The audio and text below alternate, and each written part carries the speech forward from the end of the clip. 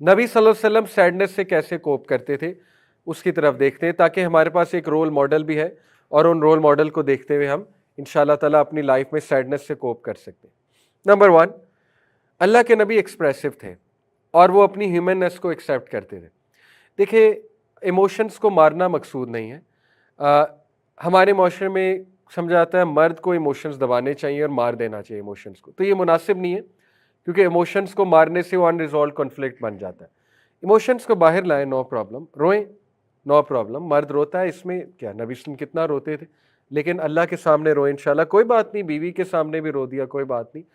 تو ایک تو پہلی بات، اللہ کے نبی ایکسپریسو تھے، اور وہ ایکسپریسو دعا میں پھر بہت زیادہ تھے، تو دعا میں ایکسپریسو ہو، کوئی مسئلہ نہیں ہے انشاءاللہ، مرد بھی ہو عورت بھی ہو انشاءاللہ تعالیٰ، اور اپنی ہیومننس کو ایکسیپٹ کرے۔ بھائی آپ مشین نہیں ہیں، آپ روبوٹ نہیں ہیں، آپ روئیں گے بھی، آپ کو غم بھی ہوگا، تکلیف بھی ہوگی، پینک بھی ہوں گے، انگزائٹی بھی ہوگی۔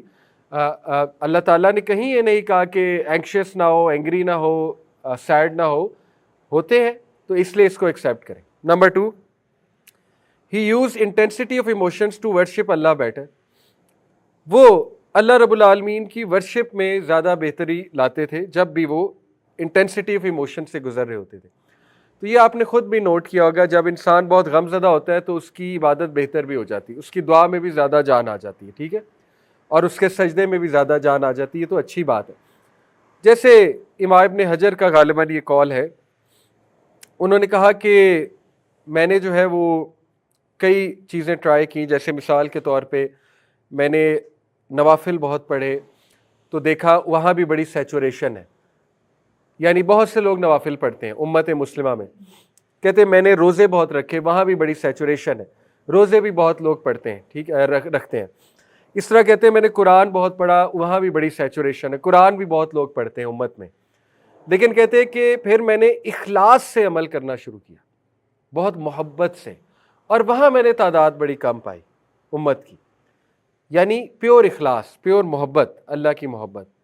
تو دیکھیں یہ ایک موقع ہوتا ہے کہ انسان اللہ کی محبت میں زیادہ آگے بڑھ جائے، اپنے غم کا استعمال کرتے ہوئے۔ دیکھیں دل جب ٹوٹتا ہے تو اللہ سے محبت زیادہ ہو جاتی ہے، کیونکہ آپ کی امید ٹوٹ گئی دنیا سے، اللہ نے توڑ دیا آپ کی امید، آپ کو دکھا دیا اللہ نے۔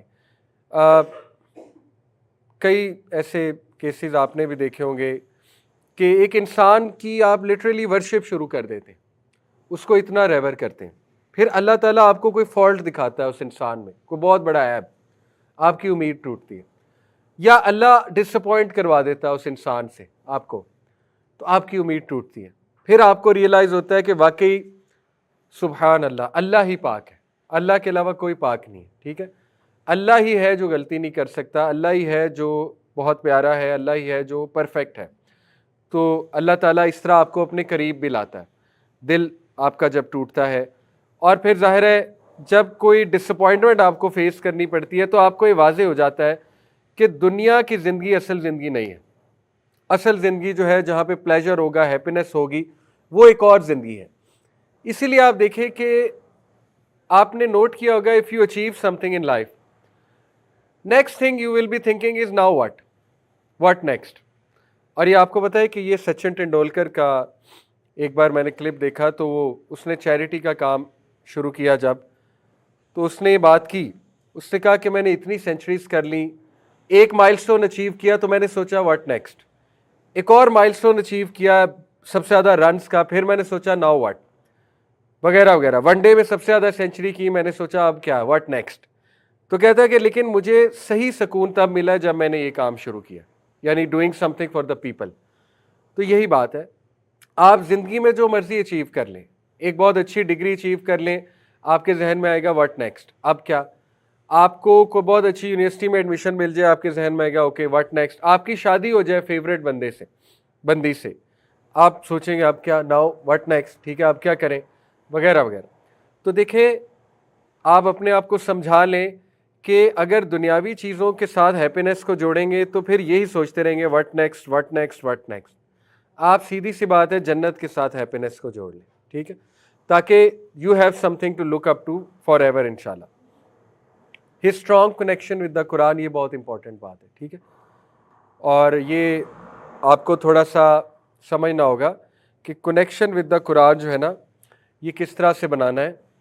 دیکھیں ایک تو اس کی ریسیٹیشن کر کے انشاءاللہ تعالی، اور اونچی ریسیٹیشن کر کے. سب سے بہترین تو ہے تہجد کی نماز میں اونچی ریسیٹیشن، اس سے بہت سکون ملتا ہے، بہت تقویت ملتی ہے. صورتیں یاد کرنی چاہیے، آپ کو قرآن کو ٹائم دینا چاہیے، تجوید ٹھیک کرنی چاہیے. دیر از آلویز ٹائم. عمر بڑھ گئی ہے کوئی بات نہیں، تجوید ابھی سے ٹھیک کی جا سکتی ہے. آج کل تو بہت ایزی ہے، آن لائن ٹیچرز مل جاتے ہیں تجوید کے، اپنے کو ٹیچر رکھ لیں، تجوید ٹھیک کریں اپنی. ٹھیک ہے، قرآن صحیح سے پڑھنا سیکھیں. اس کے بعد جو ہے وہ قرآن کو زیادہ سے زیادہ یاد کرنا سیکھیں. قرآن جتنا دل میں آتا جائے گا سیڈنس نکلتی جائے گی، ٹرسٹ می. جس دل میں قرآن نہیں ہے وہاں پھر صرف سیڈنس ہے، وہاں پہ ویرانگی ہے. امام عبداللہ بن مسعود نے کہا جس گھر میں قرآن نہیں پڑھا جاتا وہ گھر ویران ہے. اسی طرح جس دل میں قرآن نہیں ہے وہ دل ویران ہے. یہ عبداللہ بن مسعود کا کوٹ، وہ دل قبرستان ہے.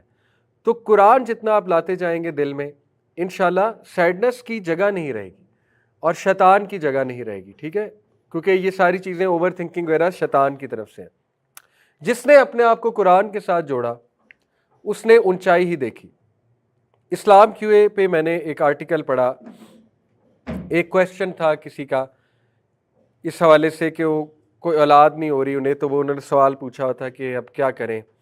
تو انہوں نے ایک سٹوری سنائی تھی اسلام کیو اے پہ، جو ایک ویب سائٹ ہے islamqa.info. وہ جو شیخ تھے اسکالر، انہوں نے ایک سٹوری سنائی ایک عورت کی. انہوں نے کہا کہ ہمیں ایک سسٹر نے خود سٹوری سنائی اپنی کہ ان کو اولاد نہیں ہو رہی تھی. تو 10 سال ہو گئے اولاد نہیں ہوئی. تو اس کے بعد ڈاکٹرز وغیرہ نے انہیں بتا دیا کہ آپ اولاد کے قابل نہیں ہیں. کچھ ایسے ایشوز ہوتے ہیں اللہ کی طرف سے کہ وہ اولاد ہو ہی نہیں سکتی. کبھی مرد میں ہوتے ہیں، کبھی عورت میں ہوتے ہیں، کسی میں بھی ہو سکتے ہیں. ٹھیک ہے، تو انہوں نے بتا دیا کہ آپ اولاد کے قابل ہیں نہیں ہیں، امپاسبل کیس ہے. تو بہت ڈپریشن میں گئیں. اور دوسری ڈپریشن یہ تھی کہ اب میاں آگے شادی کرے گا، یہ بڑا مشکل ہوتا ہے عورت کے لیے، عورت کے شوز میں آ کے سوچا جائے تو. اور ایسا ہی ہوا، میاں نے کہا کہ مجھے تو نسل بڑھانی ہے اپنی. ٹھیک ہے، تو اس نے آگے شادی کر لی اور ان کے ساتھ بھی تھی شادی. تو وہ اور ڈبل ڈپریشن میں گئیں. ایک تو یہ کہ اولاد نہیں ہے میری، دوسرا یہ کہ وہ میاں بھی اس کی توجہ اب دوسری وائف کی طرف ہوگی، اولاد بھی ہو گئی وہاں سے. تو انہوں نے کیا کیا، انہوں نے قرآن کے ساتھ بیزی کیا اپنے آپ کو. خود بتاتی انہوں نے اس کو ایک موقع لیا کہ چلو اولاد تو مجھے دی نہیں اللہ نے، تو میرے پاس بڑا ایمپل ٹائم ہے، تو چلو میں قرآن کے ساتھ جوڑتی ہوں اپنے آپ. قرآن سیکھا، تفسیر سیکھی، کافی اساتذہ وغیرہ سے، استاذہ وغیرہ سے پڑھا ہوگا قرآن، اور ماشاءاللہ پڑھتے پڑھتے خود قرآن ٹیچر بن گئی. اور اس لیول کی بنی کہ بہت بڑی یونیورسٹی میں قرآن پڑھانے لگی. اور وہ بوڑھی ہو گئیں جب انہوں نے یہ سٹوری اپنی سنائی بڑھاپے میں کہ اللہ تعالیٰ نے مجھے اتنے بچے دیے. کیسے کہ جس یونیورسٹی میں پڑھاتی ہوں وہ سارے میرے اسٹوڈنٹ میری اولاد کی طرح ہیں، اور وہ میری اولاد سے بھی زیادہ سنسیئر ہیں میرے ساتھ. میرے لیے گفٹس لاتے ہیں، میری عزت کرتے ہیں، میرے پیر دباتے ہیں. ٹھیک ہے، اللہ نے مجھے اولاد کی کمی وہاں سے پوری کر دی. میری جو اسٹوڈنٹس ہیں وہ میری اولاد ہیں. اور اللہ تعالیٰ نے میرا صدقہ جاریہ اتنا بنا دیا کہ وہ مجھ سے قرآن سیکھ کر گئی ہیں اور وہ آگے قرآن کا کام کر رہی ہیں. تو دیکھیں یہ بڑی موٹیویشنل سٹوری ہے کہ جس نے قرآن کے ساتھ اپنے آپ کو جوڑا اس کے پاس پھر ان چیزوں کا ٹائم نہیں ہوتا، غم میں بیٹھنے کا اور فضولیات کا. ٹھیک ہے، اپنی زندگی برباد کرنے کا. تو قرآن کے ساتھ اسٹرانگ کنیکشن، وہ سمجھ لیں کیا ہے. یہ نہیں ہے کہ بس قرآن 2-3 آیتیں پڑھی اور بند کر دیا.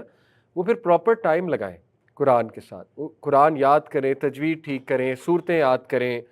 ٹھیک ہے، اسپیشلی وہ صورتیں جن کے فضائل ہیں. سورہ ملک یاد کریں، سورہ کہف یاد کرنے کی کوشش کریں. پہلی 10 آخری 10 آیات چلیں کر لیں، باقی نہیں اگر کر سکتے تو یہ ہے. اور سمجھیں قرآن پہ تدبر کریں، تفکر کریں قرآن پہ.